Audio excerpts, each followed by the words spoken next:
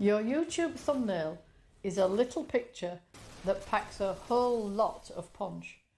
It has to be attention grabbing, scroll stopping, and in just a few seconds must convey to the viewer exactly why they should click your video over and above all the rest. So why are some thumbnails so much more effective at getting clicks and views than others? If you're here watching this video now because you're not getting the clicks and views you want with your videos and you're ready to once and forever master how to make a YouTube thumbnail, then you're in the right place. Because in this video we're going to look at how to make clickable custom thumbnails for YouTube videos quick and easy by following a tried and tested strategy. Fortunately, it's not that hard to stand out from the crowd and create more effective thumbnails. Even better news, thumbnails are not a one and done deal. So armed with this new strategy, you can easily update the thumbnails on your older underperforming videos to give them a new look and a second chance at success. I recommend sticking around until the end of this video because I'm going to cover some of the more practical elements such as YouTube thumbnail size and how using a YouTube thumbnail template can speed up making custom thumbnails so it's fast and easy every time. I'll include my recommendations for free tools you can use, plus the software I personally use, which has everything you need in one easy to use tool. If your videos are appearing in search, suggested or elsewhere on the platform and are not getting clicked, that sends a negative signal to the algorithm that your videos are not as appealing as the others around them. A poorly structured thumbnail can cost you clicks, views and watch time and will eventually hurt your rankings.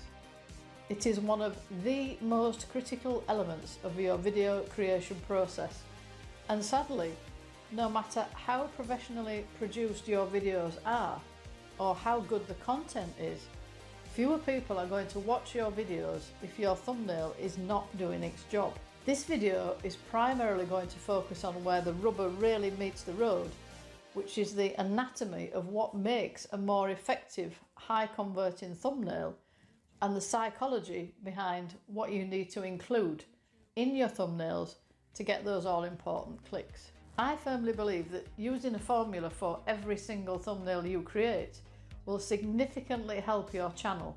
And the great thing is, you can apply this method regardless of which tools and software you use to create thumbnails.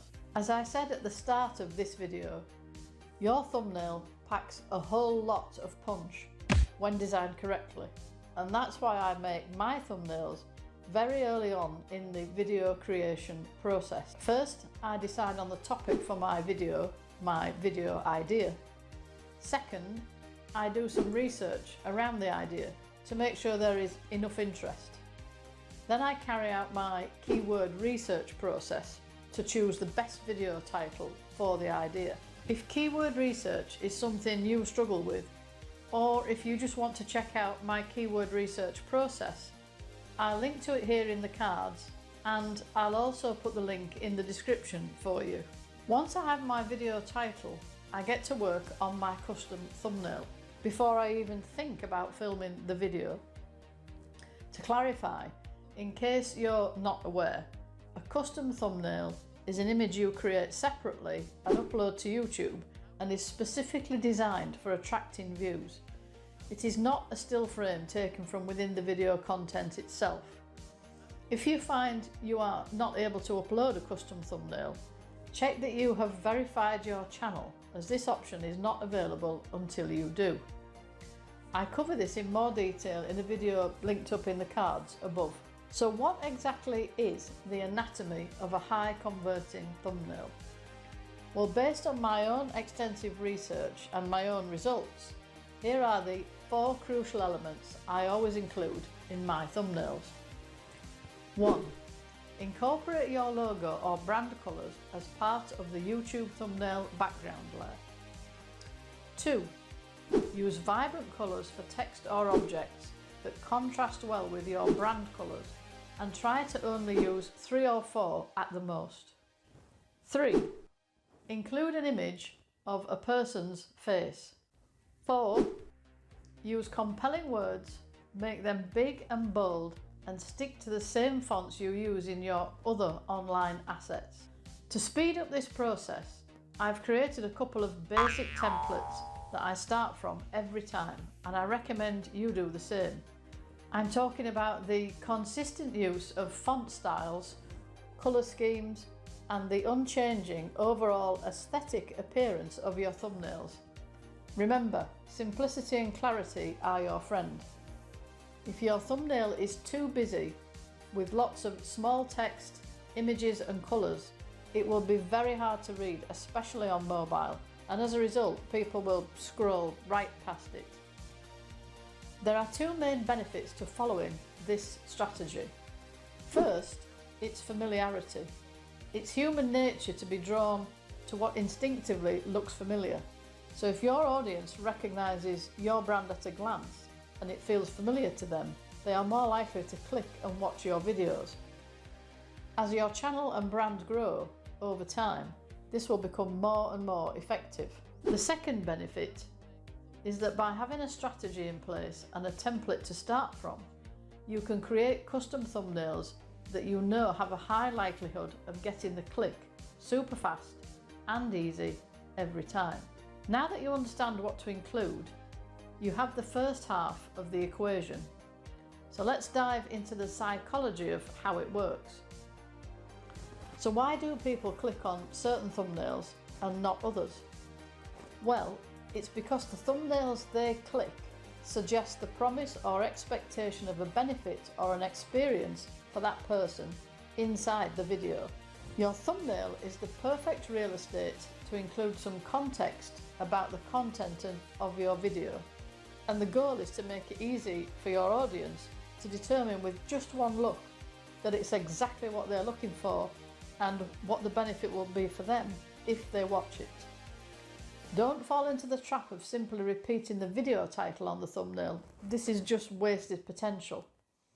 Instead, use short, compelling phrases and emotive language that naturally builds from the video title and piques the curiosity or creates an emotional response.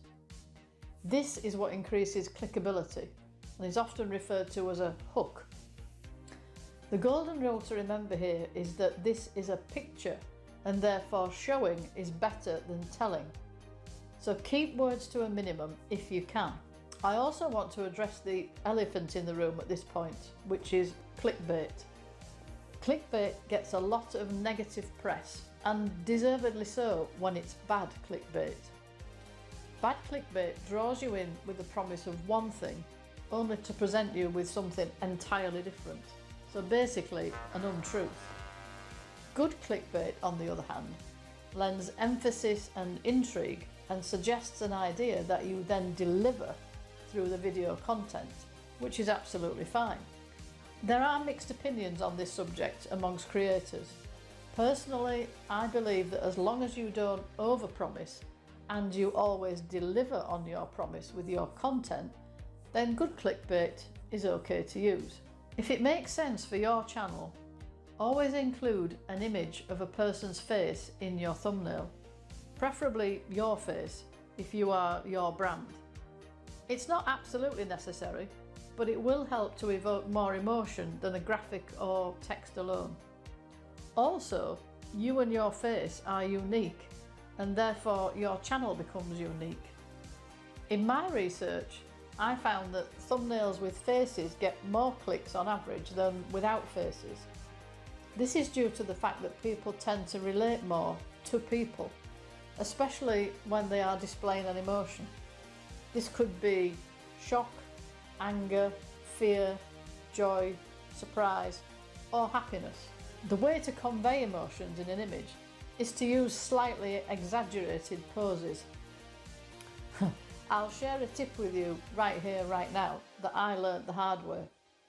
To get good quality images of yourself to use in your thumbnails, incorporate some time into your filming plan and make several different poses and hold them for a few seconds each, preferably at the end of your video. This will save you a lot of time in the editing process because you won't need to scrub through the footage trying to find a point to take a screen grab where your eyes aren't half shut, your mouth is open, or your arms are flailing around like a mad thing.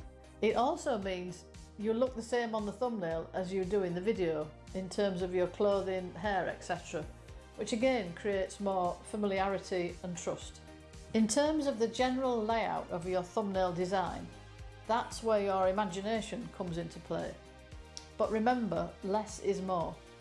A top tip here, depending on the language of your target audience, is to always arrange the elements of your design in the same direction as your audience reads. In my case, this is left to right and top to bottom. So I would put the most important element on the top left side, but for you it may be different. Also, avoid using the very bottom right corner of your thumbnail. This is where the time is displayed on YouTube, and anything in that area will be obscured. Look at other thumbnails in your niche for inspiration and then mix it up a bit. So for example, if most thumbnails in your niche show a person on the left or right side, then put yours in the centre. Often just one difference is enough to catch the eye of your potential audience. Now that you have the whole equation of the anatomy and psychology of a high converting YouTube thumbnail design, let's cover some of the more practical elements. The recommended YouTube thumbnail size is 1280 by 720 with a minimum width of 640 pixels.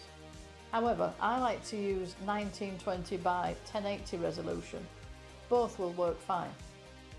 The aspect ratio should be 16 by 9 or landscape, as it's the most used in YouTube players and previews, except for shorts of course. When it comes to YouTube thumbnail download and upload, the best format is JPEG to keep the file size as small as possible, but you can use PNG also. Your finished image must be under the 2 MB YouTube upload limit. There are quite a few tools to choose from for your YouTube thumbnail maker. Here are my top recommendations. Some great free options are Canva, Snapper, Adobe Express web version, Google Slides and Keynote for Mac. I still use Canva for some design elements, but now I mostly use a tool called Thumbnail Blaster because it does everything I need in one great tool. It connects directly to your YouTube channel so you can see all of your videos inside the tool, and it will automatically upload the thumbnails you create straight to your chosen video in YouTube. An added bonus is that using this tool, or one like it, makes it an absolute cinch to change your old underperforming thumbnails with new updated ones.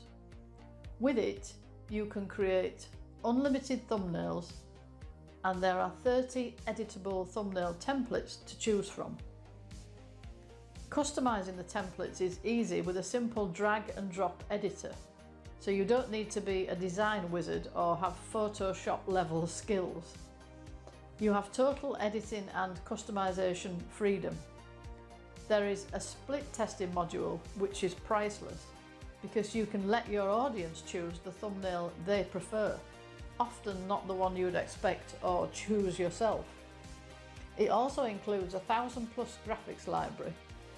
It not only works with YouTube but also Facebook, Instagram or any other video platform out there, all for a ridiculously low one-time investment. You'll find links to everything I mentioned in this video, including the tutorial videos, in the description box below.